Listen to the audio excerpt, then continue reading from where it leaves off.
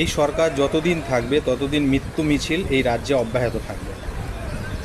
বিদ্যুৎপৃষ্ট হয়ে মৃত্যু হবে, বিরোধী দল করার জন্য মৃত্যু হবে, এই রাজ্যে কাজ না পেয়ে অন্য রাজ্যে কাজ করতে গেলে সেখানে মৃত্যু হবে,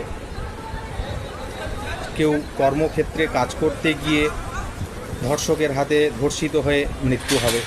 প্রত্যেকটা ক্ষেত্রে মৃত্যু মিছিল যেন অব্যাহত দিনের পর দিন চলছে। এবং এই জলমগ্ন অবস্থা জন্য যে আমাদের মাননীয় মুখ্যমন্ত্রী কি বলেছিলেন কলকাতায় জল কম জমে একটা দুটো ওয়ার্ড ছাড়া, আগে সারা কলকাতায় একটু বৃষ্টি হলেই পুরো জল জমে যেত।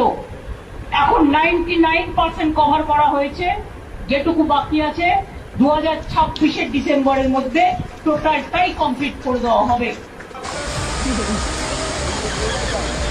সাংঘাতিক জল আগে